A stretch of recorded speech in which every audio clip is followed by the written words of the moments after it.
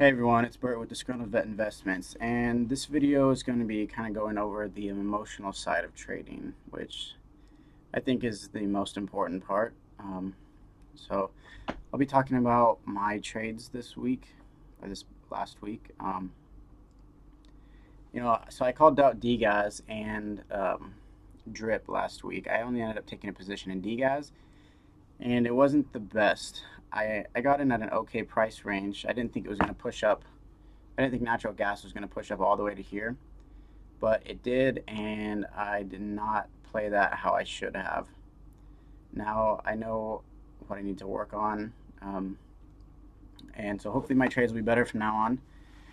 So a lot of people made a lot of money, and a lot of people lost a lot of money on DGAS this week and UGAS from the natural gas futures.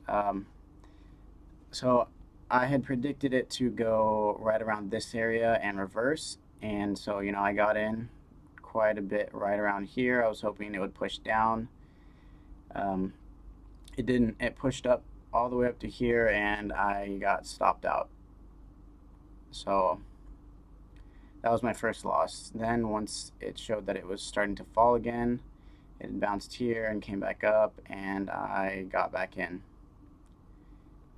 It got pushed down a little bit, so we were doing good. And then this is when the natural gas reports came in, and it pushed this all the way back up to here, and it made new highs. And in my head, I wasn't confident in my technical analysis, and I was getting too emotional, so I got out of that trade. Hindsight's 2020. I shouldn't have gotten out. I should have waited for this candle to finish because it ended up having this big giant wick at the top. So now it's pushed down here and had another wick, so it isn't. It's kind of just bouncing up and down right here, and it can get pretty frustrating watching your money, be up 5%, down 5%. It's something you have to be prepared before you get in. So now I know that I need to work on staying in my trades and being more confident in my technical analysis, maybe being a little bit more patient with my entries. I could have waited for more confirmation of a reversal instead of just buying in right here. If I had done that, I could have maybe gotten in right here on this. I think these are called tweezer candlestick patterns. It's supposed to be bearish, so I probably could have gotten in there. And rode this down. Now, however, when it did come up, I would have had to wait this one out at least. Just maybe not cut losses so soon, or not pull the trigger so soon, I guess. Now we just have to wait to see. Also, getting in right before the earnings report. I don't know. I should have been more patient with that. Because it does push it up. Every Thursday they have not earnings report, but like a natural gas report that comes out that usually impacts it a lot. So yeah, but we just have to make our trades better than they were last time. I traded DGAS. I got in on that around this area. I wrote it up to about this, and then I got out. Now I should have just waited. Had I waited and not pulled the trigger and been as emotional, I could have made a lot of money and then made some money down on DGAS. But it's just something you have to work on. Trading's not easy. The hardest part about it is mental. Learning the patterns and learning what looks good and what doesn't is the easiest part. That takes no time at all.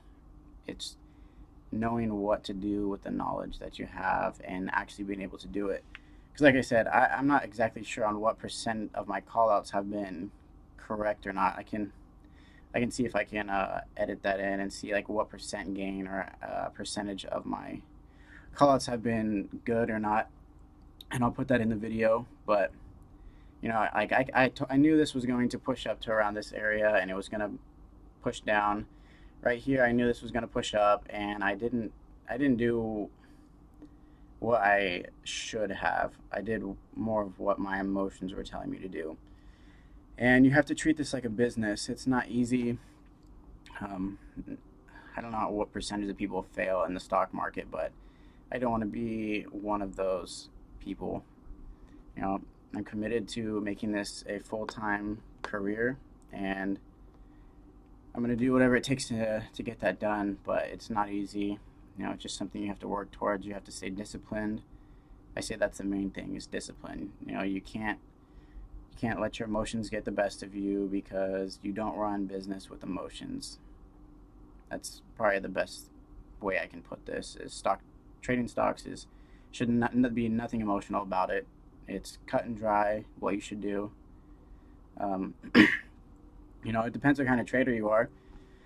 You know, some people could wait it, and some people bought when it get up here. You can do your different types of entries. Some people like to pick the bottom. Some people like to get in early so they don't miss on the trades. Some people like to wait for confirmation of a reversal, but it just depends. If you wait for it, like if say right around here, if you bought here, you know, you would have been doing pretty nice right around here. Even when it pulled back, you still would have been up. If you waited for confirmation, this is where I would have bought in. And you would have made some money and pushed down, and now you're in the red. So if you set your stop to break even, you just took a loss for no reason, and then it would have continued to go up. And that, as far as I am considered, would make you definitely emotional about it. Like you wouldn't be happy about losing in on all that profit right there. So I recommend to anyone who just starting out trading or not 100% comfortable, trade small. I make that mistake a lot. I use too much of my account. It doesn't matter how much you're trading with, 1 share or 1,000 shares, 5% is 5%, 1% is 1%. So just keep that in mind when you're trading. Not everything is about dollar gain, and we can just focus on growing our percentage, but you're still going to make that same percentage. You still need to be efficient enough to make that. With that being said, yeah, that's all I can really think about right now. If you guys have anything else you'd like me to make videos about, leave it in the comments. Make sure to like and subscribe, and I'll see you guys next time.